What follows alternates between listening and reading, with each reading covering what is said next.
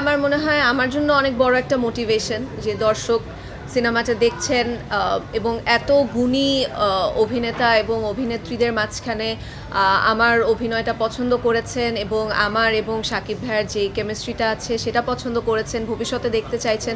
So definitely এটা আমার জন্য একটা বড় পাওয়া এবং সেই সাথে আমার মনে হয় ভবিষ্যতে আমার কাজগুলোর জন্য এটা আমাকে অনেক মোটিভেট করবে আরও ভালো কাজ করতে।